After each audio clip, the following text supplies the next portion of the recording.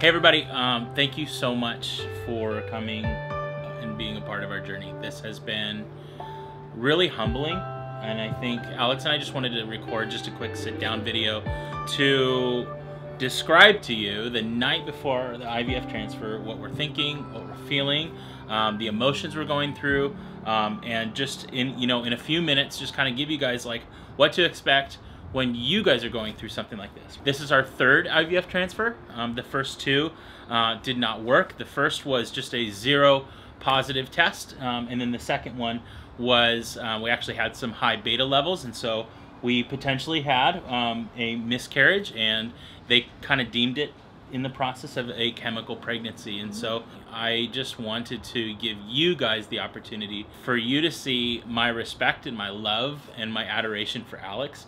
So I'm going to be asking her some questions that I think you guys probably are thinking yourself in your journey, that I really cannot wait to hear her answers. This is unscripted. She has no idea what I'm about to ask her. I'll just start with this first question, and then you just take it from there. Okay. How would you even explain the difficulty that infertility has been in your life? Everyone has their own journey, everyone has their own story, but for me and for a lot of people I know, infertility is by far the hardest thing that they've ever experienced and can't even imagine. They can't even explain the pain of how difficult infertility is. The sad part is that it can really rip you apart. It can rip a marriage apart. I understand that difficulty. I understand that pain. I was there. We were really going through the brunt of it before we started vlogging, and we were really in the pits before Kinsley was born, and so before, we were public with our story. And I wish I could show you at least clips of what that was like, because it was not pretty. It was not pretty at all. But what's different about our story is how we were able to go through it, and it would never pull us apart to the point of divorce. Yeah. And I'm very proud of that. I'm very proud of taking the pain and pushing through it and making it to make us stronger, versus ripping us apart. It made us stronger. What would you say was the hardest part of infertility? Was it spiritual? Was it financial? Was it relational? Was it mental? Maybe kind of streamline it into that. And then if you guys want, and you guys leave in the comments below, if you guys want us to do specific videos on that, we could definitely do that. But I would say, what if some of those areas were the most difficult for you? Yeah. So I would say for me, it would be none of those. It would be emotional, unless you said emotional, I didn't hear it. Emotional was the biggest toll that I would never expect. I feel I'm a very logical person and just very in control of my emotions and feelings. However, I could barely keep it together day to day. I was sobbing. Every inch of my house experienced sobbing at one point or another. Just getting through the day was the hardest part. I wanted to be a mom so bad, and then I would see people get pregnant, and I don't know how many months after we got our diagnosis, but maybe within 6 months of getting diagnosed officially with infertility, 3 of my bridesmaids got pregnant within 3 months. Wow.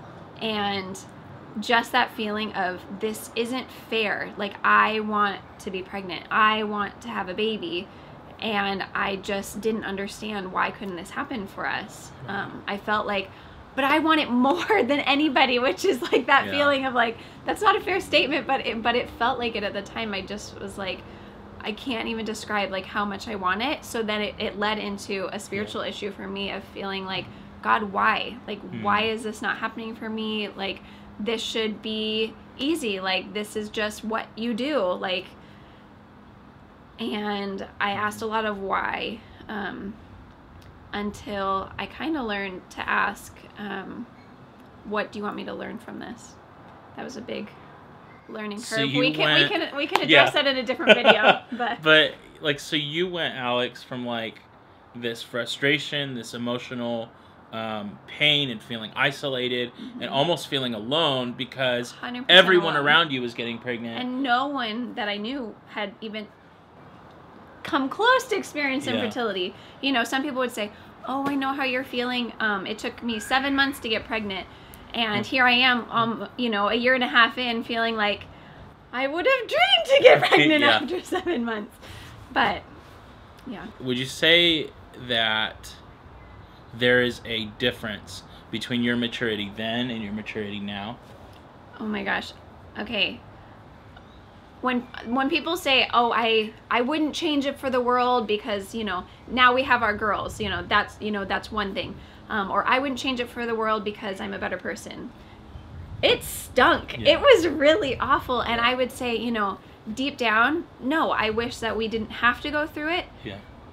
But honestly, I am so thankful of where I am now because of it, that statement that I used to hear genuinely is true for us, that I wouldn't change it because I wouldn't want my life any other way. I wouldn't want my life without my girls, and I wouldn't want my life without being the person I am, who I am today. And for those that probably already know, and for those that don't know, when she's talking about our girls, we ended up having 2 insanely crazy, miraculous adoptions. Our daughter in 2015, Kinsley Grace, came home to us after meeting her birth mom in 9 days. And then Callie came once Kinsley was 16 months, and we had a mom reach out to us via social media. And 90 days later, we were in the delivery room with Callie. And so we have 2 beautiful, incredible girls via adoption. And so I guess that begs the question now, if someone were to say, Alex, but you have 2 kids, like, why wouldn't you just, like, be grateful? Like, what is your response to that? Yeah, so I think the first response is a little bit like, no, let's be very clear. I am grateful. Yeah. I'm more grateful than I could ever express. That being said, it doesn't change the fact that we would love to have a big family. That's been a dream of ours since we were dating. That was a dream of mine since I was a kid, of just having a bigger family. And, you know, not everybody wants that. Some people want 2 kids and you feel like that's a complete family.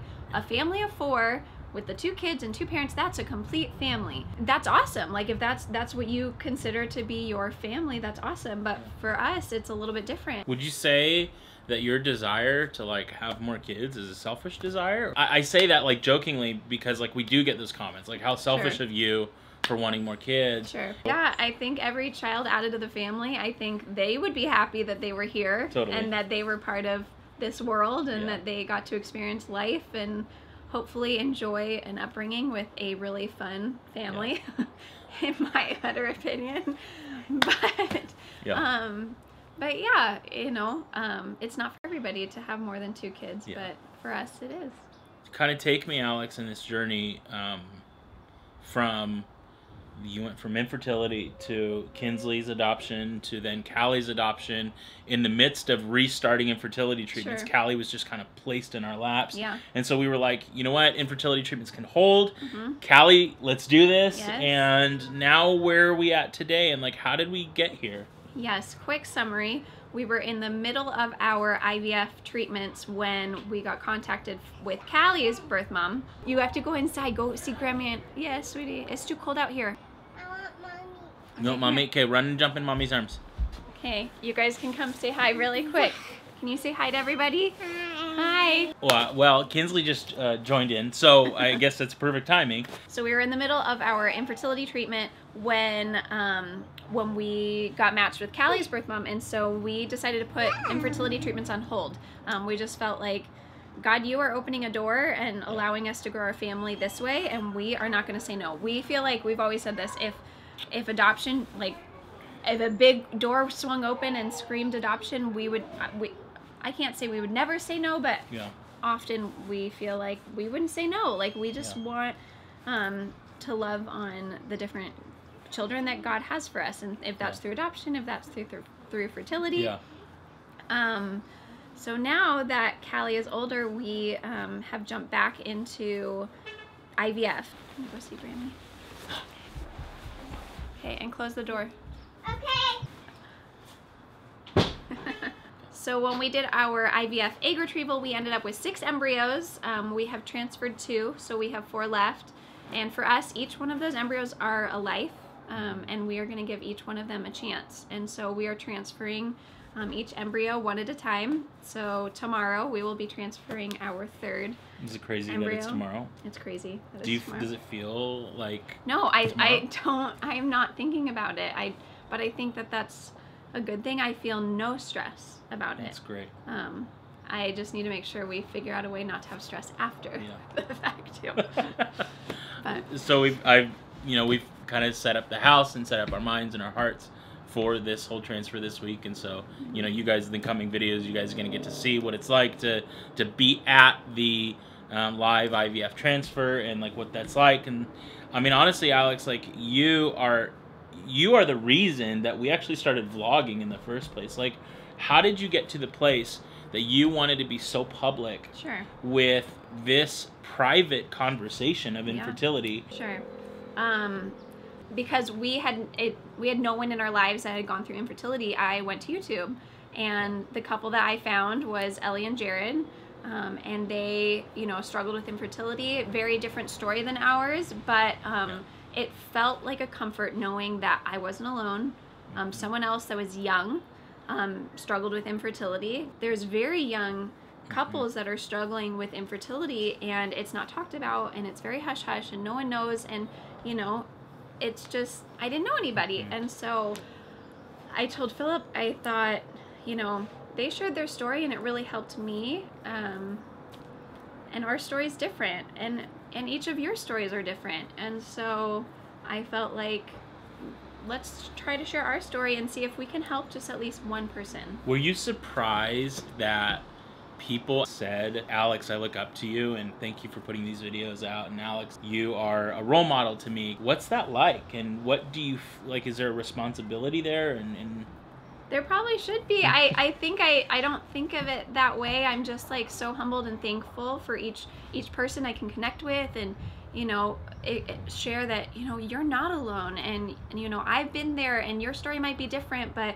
you can do it. And it's more just exciting because it's like this getting connect with people, like, but on a fast level. Like when in life, I get to meet a couple of my friends that maybe struggle with infertility, so I get to talk to them once in a while. But with this platform, I feel like I get to talk with people all the time of like, their story and just what they're going through, and now they're in the process of adoption, and they've been matched now, and just like all these fun stories that we get to be a part of. It's fun. It's really fun connecting with everybody. What is your hope for tomorrow? What is your hope going into the IVF transfer tomorrow? The encouragement side is like, guys, like, say that, proclaim that it's going to happen.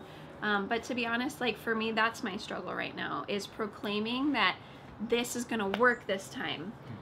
And we've done a couple different steps this time that are different, and we can address that. We address that in the vlog regularly, but maybe we can do a separate video of kind of what this IVF looks like for me. So I was really excited the first one, like, and I thought 100% it worked, and then when it didn't, I was shocked. And then because of our diagnosis, she gave us a really high chance, and she said, oh no, but the second one for sure is gonna work.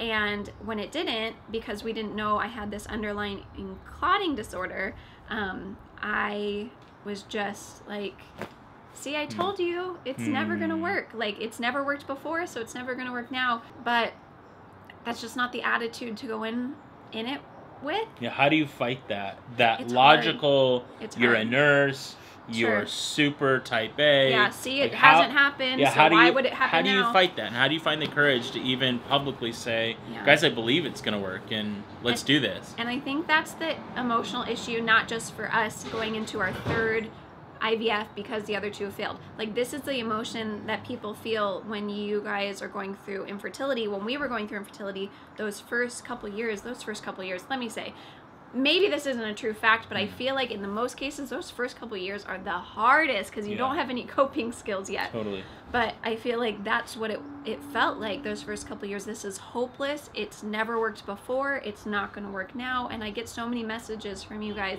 that are just, you're in that pit, and it's hard, and it sucks being in that bottom part. but I think everybody needs to know themselves. For my coping might be different than somebody else's coping. Like, I like to talk to people, and that's my coping mechanism. I get a lot of strength from Philip, and so that's for me. I pray a lot. I get a lot of strength from Jesus, but I think everybody needs to find that strength that helps them cope with that difficult inner doubting voice. Alex, I just commend you. I think you have logically processed this whole thing out. You have flawlessly laid out every argument for and against doing IVF, and for and against doing IUIs back in the day, and for and against doing adoption. You know, I think you've done a tremendous job being able to not just process it internally, process it with me, and build our relationship deeper because of it, but also like the vulnerability that you show, Alex, is tremendous. It's exemplary. My only hope is that you guys find inspiration through her, because she is beautiful here. Thank you. But like, she's beautiful here. Like, she really is an amazing person, and I think watching you go through this with such strength and dignity and beauty is a testament to how you have not given up in the process of infertility, and you've actually bettered yourself through the process. Well, and I think that's the encouragement for anybody who is going through infertility, is that you have to go through all the seasons, which I went through. That pit. Oh, we should do a whole video just talking about being in that pit. Oh, it's so awful. It's so awful. I'm so sorry for any of you who are there. But you can use it eventually for good. And that was our family motto through the whole thing, was it's just another sermon.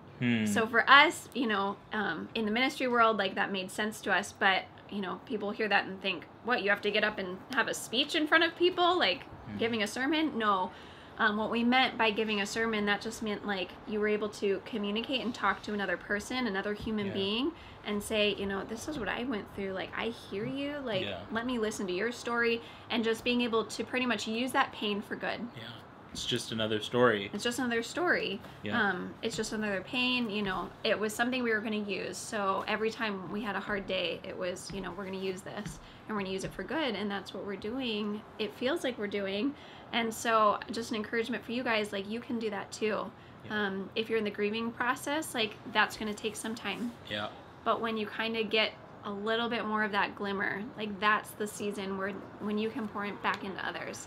And it's amazing, you know. Don't let your pain be for nothing, and it doesn't have to be infertility. It can be anything, you know. Use your pain for good, because then otherwise, you know, it kind of feels like, what's the point? I remember grieving kind of the first IUI and all of those first series of infertility treatments, and we had lived in 2 different places in those seasons of our marriage. And I remember her friends came over and sat with her and grieved with her and brought her like a dinner or a snack or a goodie or a movie or whatever it was. And, you know, having friends that were present with you was amazing, but like, you built those friends before the pain. And you poured into those relationships and were actually there for them in their pain. And I think like the encouragement to you is be like Alex, like pour into these relationships now before the pain's there. Or if you're in the middle of the pain now, then feel free to say, hey, I'm struggling and I just need a friend to come over and to bring me yogurt and sit with me and say nothing and put your arm around me and cry with me. Alex, you did that tremendously well. Like, I think you did that in such a beautiful and humble and inspirational way that I think a lot of women can walk away through infertility and say, you know, Alex is that role model. Like, she really is, because you modeled that, and you had said, every day, I'm going to let this be a good story, and I'm going to let this, and let the disappointment of it turn into something that's beautiful. And it was a day-to-day, moment-by-moment, hour-by-hour decision to say, okay, I'm weak today. I can't pour into anybody when I'm weak. I can't pour out anything out of an empty cup. My cup has to be filled to be able to pour it out onto other people. And so, like, you grieved and you let your cup be filled by other people so that when their time came, you could pour that out on them. Well, it looks like that's where we're going to wrap it up, is encouragement of the day is be that friend for somebody else today. everybody knows someone who's struggling. Yep. Even if it's for something small, go be that friend today. Thank you guys so much for watching. Thank you. Thanks for being a part of our journey, you guys. IVF Transfer is here tomorrow, and we're grateful for it. Friends, you guys matter. There's a purpose for your pain, as Alex has been talking about. There is a season that's creating a story, and that story is going to be beautiful one day. Know that if you're in a season, whether infertility or not, adoption waiting or not, or disappointment or not, Alex and I are here for you. We care for you. Thanks for being a part of our channel. We hope to be an encouragement to you every single day that we put out a video, and just know that there's a community surrounding you of people that love and care. Ask any other questions you guys like us to do a sit down in the comments below. If you see people grieving or sharing frustrations, be an encouragement to them today. The internet can be a crazy place and a cruel place. We find it to be a beautiful place. And so use that beauty, use your encouragement to inspire and encourage someone else. So if someone is leaving that pain in the comments below, you guys love on them like crazy. Go let your love multiply. We'll see you soon.